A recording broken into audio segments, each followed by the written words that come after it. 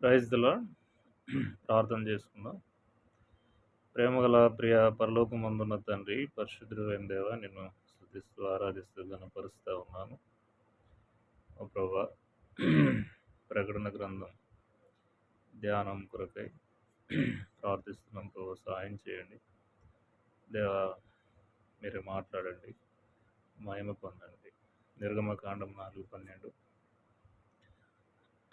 ఇర్మియా 1:9, యెషయా 51:16 ప్రకారంగా మాట్లాడి మహిమ పొందండి. కృప చూపించండి, నన్ను మరుగుపరచండి, శిలువ రక్తంతో నూతనపరచండి, మీ సన్నిధి ఉంచండి.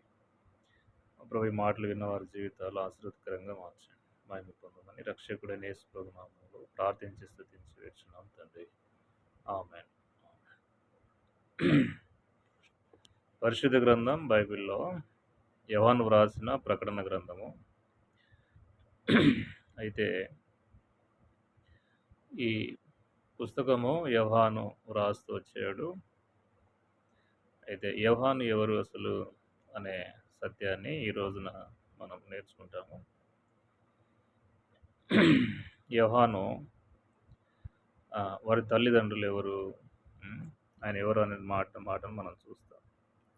పరిశుద్ధ గ్రంథం బైబిల్లో మత్తయి సువార్త 4వ అధ్యాయము 21వ వచనంలో వారి తండ్రి పేరు జెబెదయి.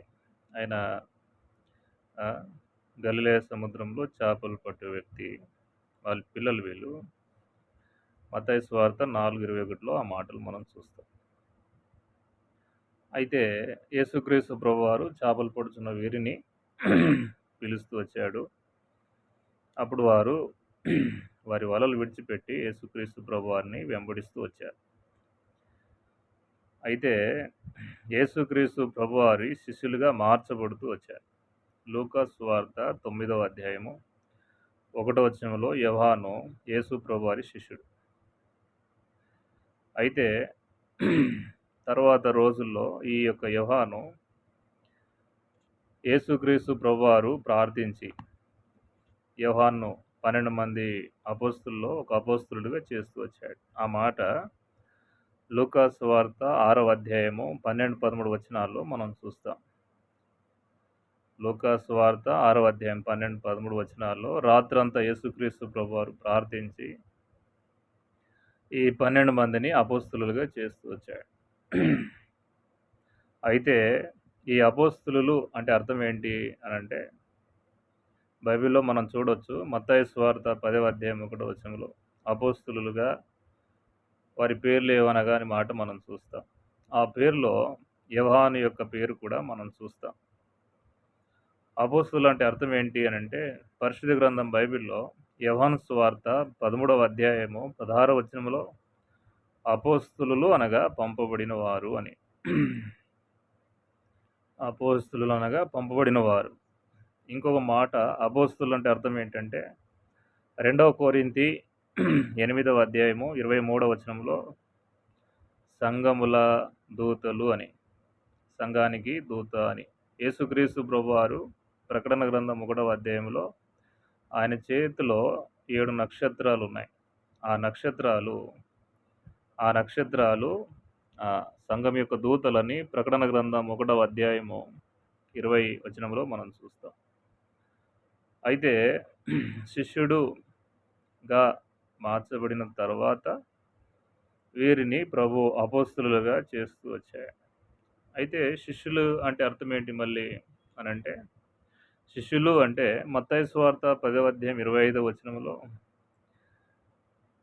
బోధకునిలాగా లేదా యజమానిలాగా ఉండాలి. యజమానుడు ఎలాగున్నాడో బోధకుడు ఎలాగున్నాడో అలాగుండాలి. అంటే యేసుక్రీస్తు ప్రభు ఎలాగున్నాడో అలాగ ఉండటానికి పిలువబడిన వారు అని అర్థం. తర్వాత శిష్యుడు అంటే అర్థం ఏంటంటే, యేసుక్రీస్తు ప్రభు దైవ సంకల్పమును ఎలా నెరవేరుస్తూ వచ్చాడు, బాప్తిస్మలో సాక్ష్యం ఇస్తూ వచ్చాడు. మత్తయి సువార్త 3వ అధ్యాయంలో చివరి వచనాల్లో చూస్తే యేసుక్రీస్తు ప్రభు వారు బాప్తిసం తీసుకున్నాడు. అలాగనే శిష్యులైనటువంటి వారు మత్తయి సువార్త 28వ అధ్యాయము 19 వచనాలు చూస్తే తండ్రి కుమార పరిశుద్ధాత్మ నామములో బాప్తిసం తీసుకొని ఉండాలి. శిష్యులుగా ఉండాలి అని అంటే ఫస్ట్ బోధకునిలాగా ఉండటానికి ఇష్టపడాలా. రెండోది తండ్రి, కుమార, పరిశుద్ధాత్మ నామములో బాప్తిసం తీసుకొని ఉండాలి. తర్వాత మత్తయి సువార్త 21వ అధ్యాయం 6వ వచనంలో మనం చూస్తే బోధకుడు చెప్పింది చేయాల, ఆయన ఆజ్ఞాపించింది చేయాలి అనే మాట మనం చూస్తాం. తర్వాత యోహాను సువార్త 8వ అధ్యాయం 31వ వచనంలో వాక్యమునందు నిలిచి ఉండాల. యోహాను సువార్త 8:31లో వాక్యమందు నిలిచి ఉండాల. అలాగే యోహాను సువార్త 13వ అధ్యాయం 35వ వచనములో ఒకని ఎడల ఒకడు ప్రేమ కలిగి ఉండాల.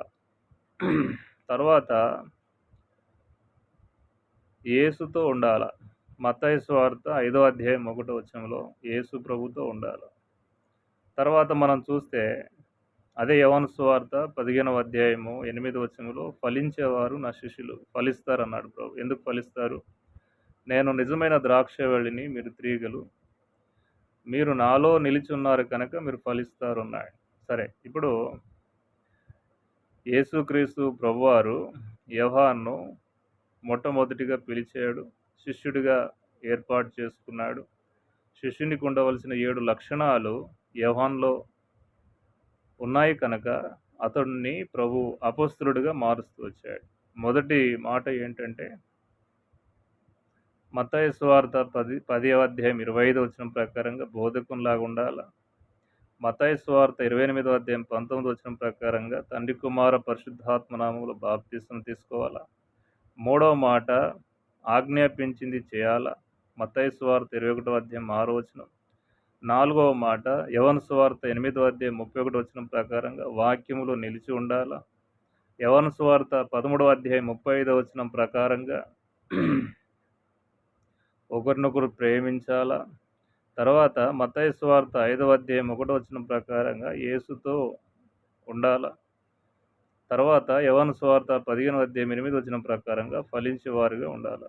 అయితే ఈ లక్షణాలన్నీ ప్రకటన గ్రంథం రాసిన యోహాను భక్తులు ఉన్నాయి కనుక ఇతన్ని ప్రభు అపోస్తలుడుగా మారుస్తూ వచ్చాడు. 12 మంది అపోస్తలుల్లో ఈయనొక అపోస్తలుడు. అయితే యేసుక్రీస్తు ప్రభు దగ్గరికి వీరు వచ్చినప్పుడు ఇద్దరు అన్నదమ్ములు యాకోబు, యోహానులు. యేసు ప్రభు వీరికి బోయనెరిగేసు అని అన్నాడు. మార్కు సువార్త 3వ అధ్యాయం 17వ వచనంలో ఉరిమేడి వారు అని అంటూ వచ్చాడు. అయితే యోహాను యొక్క ప్రత్యేకత ఏంటి అని అంటే, యోహాను భక్తుడు మత్తయి సువార్త 17వ అధ్యాయంలో 1-2 వచనాల్లో చూస్తే రూపాంతరపు కొండ మీద పేతురు, యాకోబు, యోహానులు ఉన్నారు. ఈ యోహాను భక్తుడు కూడా ఉన్నాడు. తర్వాత గెత్సెమనే తోటలో యేసుక్రీస్తు ప్రభుతో పాటు మత్తయి సువార్త 26వ అధ్యాయం 36వ వచనం 37వ వచనంలో పేతురు, యాకోబు, యోహానులు ముగ్గురు కలిసి ప్రార్థించినట్లుగా చివరిగా మనం చూస్తాం. తర్వాత యేసుక్రీస్తు ప్రభువారు సిలువలో భూమి ఆకాశానికి మధ్యలో వేలాడదీయబడుతూ ఉన్నప్పుడు యోహాను సువార్త 19వ అధ్యాయం 26వ వచనంలో యేసుక్రీస్తు ప్రభువారికి సమీపముగా ఉన్నటువంటి వ్యక్తి యోహాను భక్తుడు. తర్వాత మనం చూస్తే యేసు ప్రభు ప్రేమించిన శిష్యుడని, యేసుక్రీస్తు ప్రభు రొమ్మున ఆనుకునే శిష్యుడని యోహాను భక్తునికి పేరుంది. యోహాను సువార్త 21వ అధ్యాయము 20వ వచనంలో మాట మనం చూస్తాం. అలాగనే యేసుక్రీస్తు ప్రభువారు పరలోకానికి వెళ్తూ ఉన్నప్పుడు ఆ అపొస్తలుల కార్యం 1వ అధ్యాయం 10, 11, 12 వచనాల్లో ఒలివల కొండపైన ఉన్నటువంటి వ్యక్తి. తర్వాత మొట్టమొదటిసారి ప్రసంగం చేసినప్పుడు పేతురుతో పాటు నిలబడినటువంటి వ్యక్తి. ఆ పెంతెకొస్తు రోజున పేతురు నిల్చొని మొట్టమొదటి ప్రసంగం చేస్తున్నప్పుడు ఆయనతో పాటు నిలబడినటువంటి వ్యక్తి. తర్వాత పేతురు 3 గంటలకు ప్రార్థనకు మందిరానికి వెళ్తూ ఉన్నప్పుడు పేతురుతో ఉన్నటువంటి వ్యక్తి. కాబట్టి ఆ రకంగా యోహాను భక్తుడు ఎంతో శ్రేష్టమైనటువంటి సుగుణాలు కలిగిన వాడు. తర్వాత అంతేకాకుండా గలతీయులకు రాసిన పత్రిక 2వ అధ్యాయం 9వ వచనంలో సంఘానికి స్తంభాలుగా ఉన్నటువంటి వారిలో యోహాను కూడా ఒకడు. యాకోబు, పేతురు, యోహానులు స్తంభాలుగా ఉన్నారని గలతీయులకు రాసిన పత్రిక 2వ అధ్యాయం 9వ వచనం సెలవిస్తూ ఉంది. ఈ యోహాను ప్రకటన గ్రంథమే కాకుండా యోహాను సువార్త, 1 యోహాను, 2 యోహాను, 3 యోహాను కూడా తానే రాస్తూ వచ్చాడు. ప్రకటన గ్రంథము కూడా తానే రాస్తూ వచ్చాడు. అయితే ఈ యోహాను భక్తుడు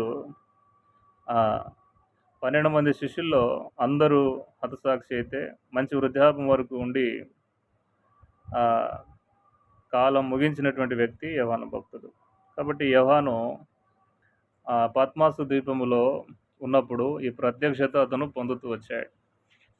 అయితే డొమిటియన్ అనేటువంటి చక్రవర్తి, రోమా చక్రవర్తి, మొట్టమొదటి చక్రవర్తి అగస్టస్. ఆ మాట లూకా సువార్త 2వ అధ్యాయంలో మనం చూస్తాము. ఈ డొమిటియన్ అనేటువంటి చక్రవర్తి సంఘాన్ని హింసిస్తూ బాధ పెడుతూ ఉన్నటువంటి రోజులవి.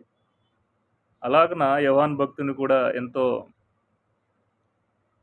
శ్రమ పెడుతూ వచ్చాడు. అయితే ఆ యొక్క ఆ ద్వీపములో చుట్టూ సముద్రము, మధ్యలో భూభాగము, ఆ స్థలములో అతన్ని వేసినప్పుడు ప్రభు దినము అనగా ఆదివారం నాడు ప్రభుతో సావాసం కొరకు అతను కూర్చుని ఉన్నప్పుడు ఆత్మవశుడై ఈ ప్రకటన గ్రంథాన్ని రాస్తూ వచ్చాడు మంచి వృద్ధాపములో. ఆ రకంగా యోహాను భక్తుని యొక్క ప్రస్తావన మనం చూస్తూ ఉన్నాం. అయితే ప్రకటన గ్రంథములో చాలా అద్భుతమైన సత్యాలు మనం చూడొచ్చు. అయితే ఈ రోజున యోహాను భక్తుడు ఎవరు అనే సంగతిని చూస్తూ వచ్చా. ప్రభు చిత్తం మరొకసారి ప్రకటన అంటే ఏంటి అసలు అర్థం అనే సత్యాన్ని చూస్తాం. ప్రార్థించండి. ఈ విషయాల్లో మీరు ఏదైనా నేర్చుకొని మంచిగా అనిపిస్తే షేర్ చేయండి.